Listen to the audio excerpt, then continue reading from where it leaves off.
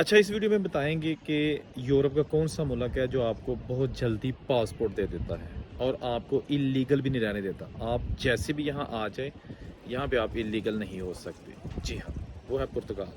चलिए हम आपको बताते हैं कि वहाँ पर रहने का, काम का और पासपोर्ट हासिल करने का तरीका क्या है।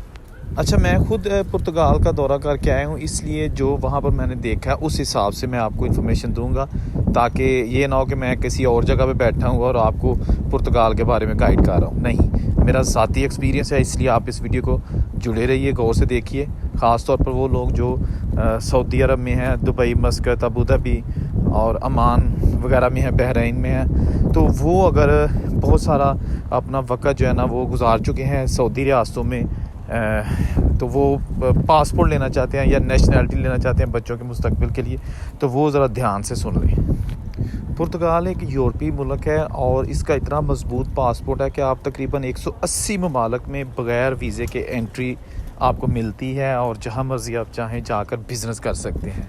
ये पासपोर्ट आपको 5 साल का अरसा गुजारने के बाद मिल जाता है, जो कि सबसे कम मुद्दत है किसी भी यूरोपियन कंट्री का पासपोर्ट हासिल करने के लिए।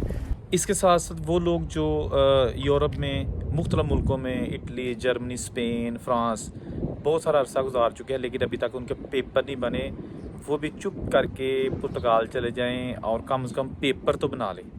पेपर होंगे तो पैसा तो सारी ज़िंदगी बंदा कमाता है और हो सकता है आपने बहुत ज़्यादा कमाया भी हो, तो वो भी आप पुर्तगाल जाकर अपना केस अप्लाई कर सकते हैं।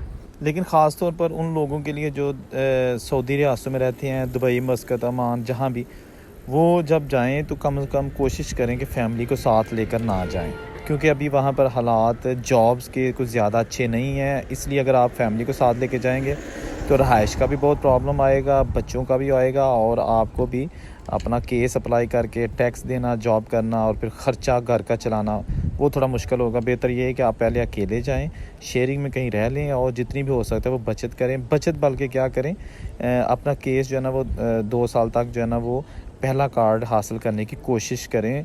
जब आपका केस बन जाए तो आप बच्चों को बुला सकते हैं। फिर उसके बाद एक तो आपको वहाँ रहने का तजर्बा हासिल हो जाएगा, दूसरा ये है कि आपके जो है ना वो कागज़ ऑलरेडी बन चुके होंगे, क्योंकि 2 साल के बाद आपको जो कार्ड मिलता है वो 2 साल का होता है और 2 साल में आप पाकिस्तान भी आ जा सकते हैं, अपनी फ़ैमिली को भी बुला सकते हैं। 2 साल मुकम्मल होने के बाद फिर आपको एक और कार्ड मिलता है, वो 3 साल का होता है। तो ये 3 साल वाला कार्ड भी जब ख़त्म होता है तो टोटल आपके 5 साल हो गए कि आपको कागज़ मिले हुए हैं पुर्तगाल के, और उसके बाद फिर आप पासपोर्ट के लिए अप्लाई कर सकते हैं और विदिन 2 ईयर्स आपको वहाँ का पासपोर्ट भी मिल जाता है। ये बहुत मज़बूत पासपोर्ट है, जैसा कि मैं पहले भी कह चुका हूँ। लेकिन प्रॉब्लम ये है कि जो लोग वहाँ पे फैमिलीज़ पहले ही साथ लेके चले जाते हैं, सिर्फ़ इस बेस पे कि वो शायद वहाँ पे जाके बड़े लग्ज़री ज़िंदगी गुजार सकते हैं, तो प्लीज़ ये ज़हन से निकाल दीजिएगा।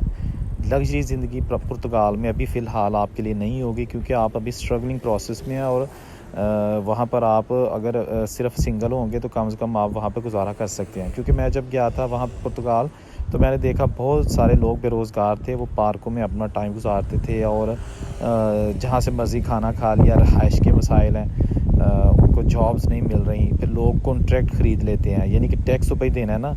अगर आपने फ़ाइल लॉक की है अपनी, तो कम से कम आपने टैक्स देना है। फिर आपको जब जॉब नहीं होगी तो टैक्स कैसे देंगे? जॉब शो करनी है कि आप यहाँ पे जॉब कर रहे हैं।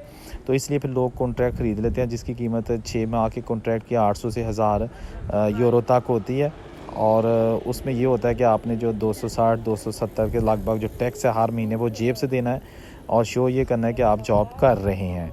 ये थोड़ी-सी आपने जो है ना वो इसमें मेहनत करनी होगी, 2 नंबरी करनी होगी, क्योंकि आपने जॉब नहीं अगर कर रहे तो फिर आपने टैक्स तो देना है ना।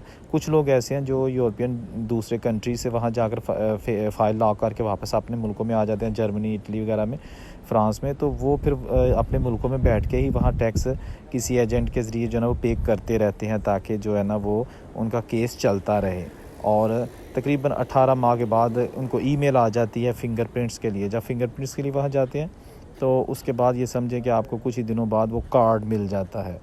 देखने को बड़ा सिंपल प्रोसेस है, लेकिन ये जो 18 माह होते हैं या 2 साल का अरसा होता है, इसमें आपको बहुत सारे जो है ना वो पापड़ बेलने पड़ते हैं, जॉब्स के हवाले से, रहाइश के हवाले से और टैक्स देने के हवाले से। लेकिन अच्छी चीज़ ये है कि वहाँ का पासपोर्ट फिर आपको मिल जाता है। बहुत सारे लोग हैं जिन्होंने 10-10 साल दूसरे यूरोपियन कंट्रीज़ में गुजारे, डंकी लगा के गए थे, इलीगल तरीक़ों से, कागज़ नहीं बन रहे थे, फिर उन्होंने फाइनली पुर्तगाल का रुख किया और वहाँ जाकर अपने कागज़ बनवाए। पाकिस्तान आ जा रहे हैं फैमिली के साथ भी और ख़ुद भी। तो मेरा तमाम दोस्तों के लिए मशवरा है जो यूरोप में रहते हैं लेकिन उनके अभी तक कागज़ नहीं है, वो पुर्तगाल जाकर एक दफ़ा अपने कागज़ क्लियर कर लें। और वो लोग जो पाकिस्तान या दूसरे कंट्रीज़ में रहते हैं वो ज़रूर पुर्तगाल आएँ, विज़िट वीज़े पे आएँ, यहाँ आकर बिज़नेस स्टार्ट करें या आप यहाँ पे जॉब करें। पुर्तगाल में आपका वीज़ा ओवरस्टे भी हो जाता है, लेकिन वो आपको इलीगल नहीं करते, मुल्क से बदर नहीं करते, एक्सीडेंट नहीं होता। गो कि आप जब तक कोई बुरा काम ना करें, कोई कानून हाथ में ना लें, वरना वो आपको ना तो किसी किस्म की पाबंदी लगाते हैं, अब इवन कि आप जॉब्स भी कर सकते हैं, बल्कि जॉब्स करेंगे तो आपको वहाँ का कागज़ मिलेगा। उम्मीद है आपको वीडियो अच्छी लगी होगी। औरों से इजाज़त दीजिए। अल्लाह हाफ़िज़।